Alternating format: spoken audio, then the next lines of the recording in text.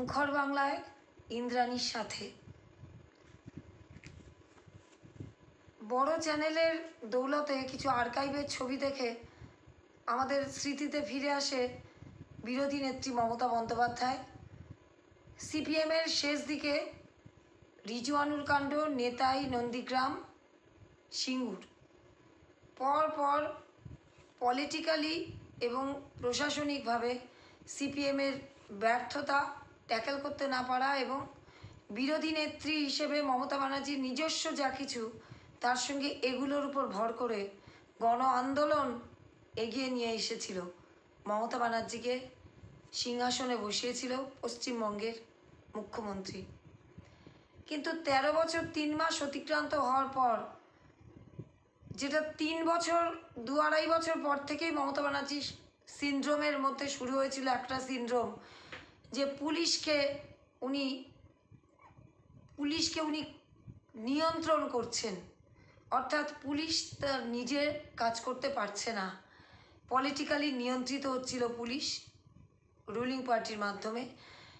সেটা প্রথম দিকে সারদা মামলায় রাজীব কুমারের নামটা জড়িয়ে পড়ে, যদিও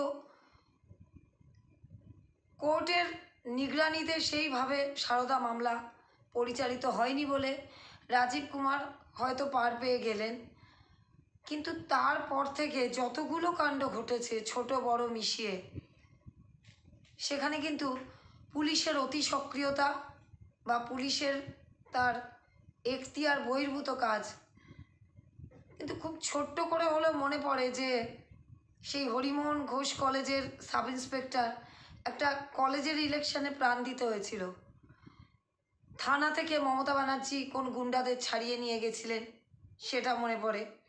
তেমনি টেবিলের তলায় পুলিশ একটা ফাইল দিয়ে নিজেকে সামলাচ্ছিল, এই দৃশ্য আমরা দেখেছি। যেমন দেখেছি যে বীরের মতন সম্মান দেওয়া কেষ্ট মণ্ডল, অনুব্রত মণ্ডল সময় বেঁধে দিচ্ছেন কোনো একজন পুলিশের ডিএসপিকে, র্যাঙ্কের লোককে, যে কাল সকালের মধ্যে তার কি একটা চাই, বা পুলিশকে বোম মেরে উড়িয়ে দেব, বা বিজেপির কোনো ছোটোখাটো নেত্রীকে একটা গাঁজা কেসে কেন ঢুকিয়ে দেওয়া হচ্ছে না, এসপিকে ফোনে ধরো। এই যে ফুটেজগুলো আমাদের চোখে কিন্তু লেগে আছে, যেমন লেগে আছে বকটুইতে গিয়ে মুখ্যমন্ত্রী হয়তো পলিটিক্যালি বলেছিলেন যে আনারুল কেন পুলিশ পাঠায়নি, তেমনি দাড়িভিটের যে বাচ্চা দুটো ছেলে হিন্দু ধর্মের নিয়ম মেনে তাদের সৎকার না হয়ে এখনও শুয়ে আছে মাটির তলায়, সেখানে তারা তাদের ডিম্যান্ড কী ছিল, কোন একজন মাস্টারমশাই চাই, সেই ডিম্যান্ডে সেখানকার পুলিশ কিভাবে মিসহ্যান্ডলিং করেছিল ব্যবস্থাটাকে, যাতে বাচ্চা দুটো শুয়ে আছে আজও বিচারের আশায়, মাত্র এনআইএ পেয়েছে, আর কিছু পায়নি। তেমনি মনে আছে আনিস খান রাতবিরিতে কারোর বাড়িতে কোন সিভিক পুলিশ পাঠিয়ে সেই এসপি রুরাল হাওড়ার নেতৃত্বে থাকা যে জুরিসডিকশানে কি হয়েছিল আজও আমরা জানি না। যেমনি জানি না যে সমস্ত ছোটোখাটো ব্যাপারে পুলিশ বকটুই কী করলো, যেটা সিবিআই হওয়ার আগে আনারুল পুলিশ পাঠায়নি বলেছিলেন। তেমনি সন্দেশখালির সেই উপদ্রুত জায়গাটা, যেখানে মেয়েদের মুখ থেকে বারবার শুনেছিলাম যে থানায় অভিযোগ করতে গেলেই বলা হতো শিবু হাজরার কাছে যাও, শাহজাহানের কাছে যাও, অর্থাৎ প্যারালাল পুলিশ তারাই চালাতো, তাদের একটা প্যারালাল প্রশাসন ছিল। এগুলো আমরা জেনেছি, জেনেও আমরা সহ্য শক্তি বাড়িয়ে থেকে গেছি। অ্যাবসলিউট মেজরিটির একটা সরকার যেমন খুশি চালাচ্ছিল। আরজিকর কাণ্ড আমাদের যেন ধৈর্যের বাঁধটা ভেঙে দিল। তার কারণ আরজিকর কাণ্ড, আরজিকরের নিজস্ব যে দুর্ঘটনা বলবো না, যে খুন, যে ধর্ষণ, সেটাকে তো কিছু করতেই পারলো না, অর্থাৎ তদন্ত খুন পুলিশ করেছিল কেউ বলছে না, কিন্তু একটা এরকম ধরনের খুন হলে তার তদন্তের যে একটা মিনিমাম একটা থাকে, একটা তরিকা থাকে, সেটা পুলিশ মেনটেন করেনি, ঊর্ধ্বতন থেকে একেবারে নিম্ন স্তরের পুলিশ অবধি। সেখানে একটা নিজস্ব পুলিশের বুথ আছে এবং পরপর যেভাবে ট্যাকেল করেছে তার পরবর্তীতে সব ঘটনা, তাতে এটা মনে হতেই পারে এই মুহূর্তে পুলিশ, মুখ্যমন্ত্রীর পুলিশ, পশ্চিমবঙ্গের পুলিশ নাকি আমাদের দিদির পুলিশ কতটা ব্যাকফুটে। আমাদের এই চ্যানেলটাকে বারবার বলছি, আপনারা ভিডিওটার শেষে যদি চ্যানেলটাকে সাবস্ক্রাইব করে বক্তব্য রাখেন, কমেন্ট করেন, শেয়ার করেন, লাইক করেন, ডিসলাইক করেন, তাহলে সেটা আর্কাইভে ইউটিউবে থেকে যাবে। 18 দিন আগে যখন প্রথম খবরটা আমাদের কানে এসেছিল, তখন পশ্চিমবঙ্গে একটা স্বাভাবিক ঘটনায় আমরা অভিভূত ছিলাম। তার কিছুদিন আগেই প্রতিবেশী রাষ্ট্রের কাণ্ড, তার কয়েক ঘন্টার মধ্যে আমাদের প্রাক্তন মুখ্যমন্ত্রীর মৃত্যু, স্বাভাবিক মৃত্যু। কিন্তু সেই শেষকৃত্যর আগেই, অর্থাৎ দেহদানের মাঝখানেই দুপুরবেলা থেকে এই ভয়ঙ্কর ঘটনা যখন আমাদের কানে আসতে থাকলো এবং তার মধ্যে ওই সুইসাইডের কাণ্ড যখন আসতে থাকলো, আমরা বিভ্রান্ত হচ্ছিলাম। কিন্তু তখনই বুঝতে পেরেছিলাম যে সমস্ত ঘটনা ম্যাজিকের মতন মমতা ব্যানার্জি উড়িয়ে দেন এবং তার শেষ কথা, ভোট তার দিকে, মামাটি মানুষ তার দিকে। ভোটের রেজাল্ট বেরোলেও আমরা তাই দেখতে পাই, হয়তো ভবিষ্যতেও তাই দেখতে পাবো। কিন্তু মমতা ব্যানার্জি কিন্তু বীর দর্পে তার ভাষণ দেন, তার কথা বলেন, এবারেও তাই করেছিলেন। কিন্তু ঘটনা যা, সেটা যে অন্য 5টা ঘটনার মতন আর মমতা ব্যানার্জি তার নিজস্ব ইমেজ দিয়ে, ক্যারিশমা দিয়ে গুলিয়ে দিতে পারবেন না, সেটা কিন্তু বুঝতে পেরেছিলাম আমরা সাধারণ বুদ্ধিতে। এবং আজকে 18-19 দিন হতে চললো, সেটা কিন্তু তার নিজস্ব ধর্মে চলছে। একদিন হয়তো হারিয়ে যাবে আমাদের দিনগত পাপক্ষয়। আমরা কত দিন এই শোকটাকে বহন করব আমরা জানি না। শোকের থেকেও বেশি অবাক হব, প্রতিবাদ করতে পারবো কতদিন জানি না। কিন্তু পুলিশ প্রথম দিন থেকে, ঘটনার প্রথম দিন থেকে যেভাবে প্রেস কনফারেন্স করেছে, যেভাবে আন্দোলনগুলোকে ট্যাকেল করেছে, সেটাই দেখে মনে হয়েছে যে পুলিশের কিন্তু কনফিডেন্স বলে কিছু নেই। হয় কোথাও অতিরিক্ত নিষ্ক্রিয় হয়ে থাকছে সচেতনভাবে, নাহলে কোথাও অতিরিক্ত কথা বলে ফেলছে, যে কথা তার এখতিয়ার বহির্ভূত, বা অতিরিক্ত আবেগ দেখিয়ে ফেলছে। এবং মাঝখানে দুটো কোর্ট, হাইকোর্টের প্রধান বিচারপতির ডিভিশন বেঞ্চ, তার কয়েকদিন পরেই সুপ্রিম কোর্টের প্রধান বিচারপতির ডিভিশন বেঞ্চ ঢুকে পড়ার পর থেকে মমতা ব্যানার্জি পুলিশ মন্ত্রী, মুখ্যমন্ত্রী, স্বাস্থ্যমন্ত্রী হিসেবে বেশ কয়েকদিন চুপ আছেন। যদিও কয়েক ঘন্টার মধ্যে তাদের নিজস্ব পার্টির যে ছাত্র পরিষদের প্রতিষ্ঠায় তিনি হয়তো মুখ খুলবেন। তিনি কি বলবেন, নতুন কি বলবেন, নাকি পুরনো কথাই আবার নতুন বোতলে ভরবেন, সেটা জানি না। কিন্তু তার পুলিশ, বেশ কিছু উচ্চপদস্থ পুলিশ যাদের কথা বলার কথা, যারা বেশ কিছু কথা বলছিলেন, তারা চুপ করে আছেন। আবার নতুন একদল পুলিশকে নামিয়ে দেওয়া হয়েছে, অবশ্যই ওপরওয়ালার নির্দেশে। বিনীত গোয়েল প্রথম দিন থেকে যেরকম প্রেস কনফারেন্স করছিলেন, তাতে মনে হচ্ছিল যে তিনি কিছু একটা নিজের সপক্ষে সাফাই গাইতে চলেছেন।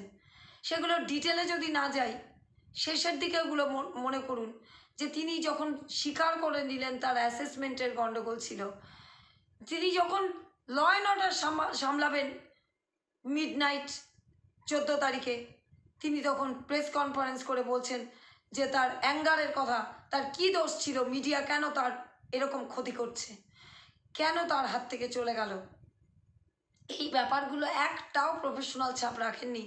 কিন্তু ভাইরাল ভিডিও রিসেন্ট দুখানা বেরিয়েছে, একটা পুলিশের সপক্ষে, আরেকটা হচ্ছে সেই অকুস্থলের ঘটনা।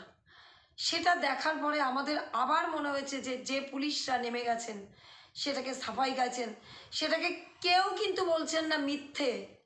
দেখবেন লক্ষ্য করে সেই ভিডিওটা, যেটা অকুস্থলের ভিডিও বেরিয়েছে, যে কি করছিল অত মানুষজন, সেটাই কেউ অস্বীকার করছেন না। পার হেড মিডিয়াতে সেই মানুষজনরা ফোনে কথা বলছেন, আমি এই করতে গেছিলাম, আমি ওই করতে গেছিলাম। এবং পুলিশকেও কেউ কিন্তু জিজ্ঞেস করেনি আগ বাড়িয়ে madam Indira Mukhopadhyay, DC central, তাকে নিশ্চয়ই কেউ নির্দেশ দিয়েছেন, তার জুরিসডিকশনে না থাকা সত্ত্বেও তিনি সাফাই গাইছেন। যে কথা বলছেন সেটা একটা সাধারণ মানুষ বোঝে। সাধারণ মানুষের বাড়িতে যদি ওরকম খুন হয়ে যায়, তারা যদি জানতে চায় যে এটাকে রক্ষা করতে হবে, তাহলে কিভাবে রক্ষা করে?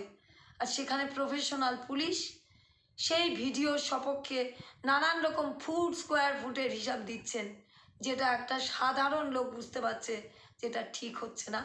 এবং নির্যাতিতা, নিহত, হতভাগ্য অথবা একজন মেধার মা বাবাও সেটাকে পুরোপুরি মিথ্যা বলছে। এই ঘটনাগুলোর কি মানে আছে?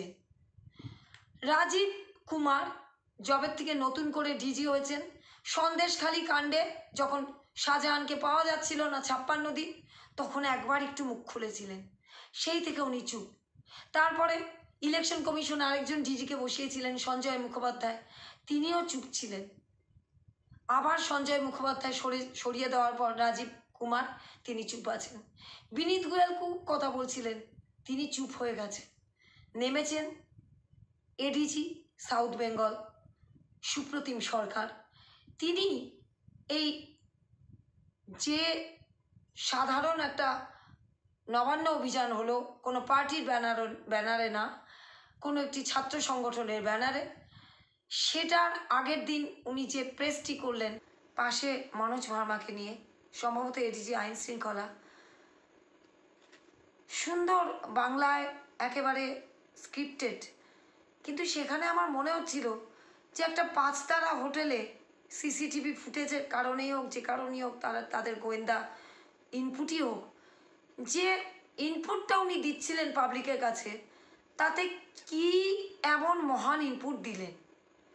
আমার মনে হচ্ছিল যেভাবে কারোর সঙ্গে দেখা করতে গেলে ব্রিটিশ পুলিশ যেরমভাবে কথাবার্তা বলতো, আমাদের এই বিশ্বের বৃহত্তম গণতন্ত্রের এই 78তম যে স্বাধীনতা দিবস সদ্য চলে গেল, 77 পেরিয়ে 78-এ, তাতে আমরা সেখানেই পড়ে আছি।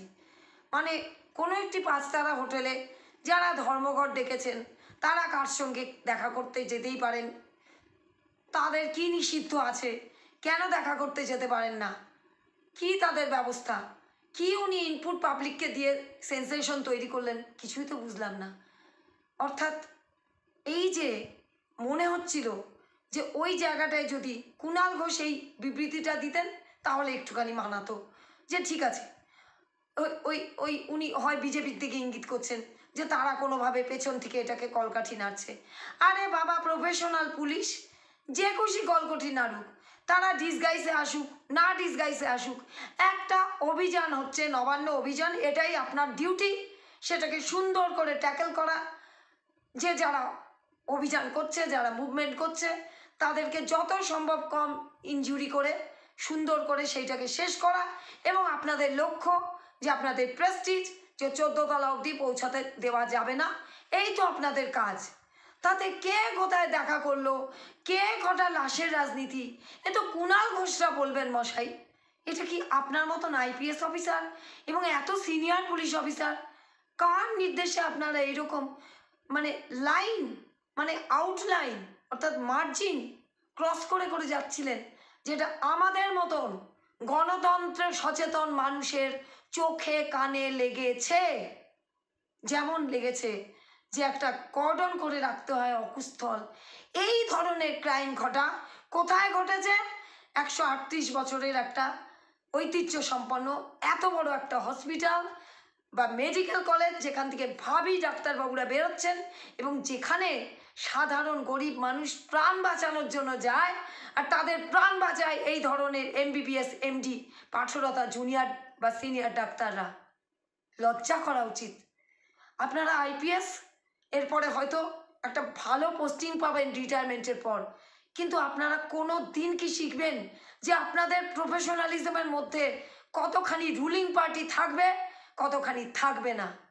আসলে মমতা ব্যানার্জি তার যে নিজস্ব ক্ষেত্র, বিরোধী নেত্রী হিসেবে মুভমেন্ট করার যে পেটেন্ট, সেইটা আসলে উনি দেখতে পাচ্ছেন না যে হাতছাড়া হয়ে যাচ্ছে জনগণের হাতে। কোনো বিরোধী নেত্রী না, বিরোধী নেতা না, জনগণ সাধারণ মানুষ এরকম ইস্যুতে কেন বেরিয়ে আসছে?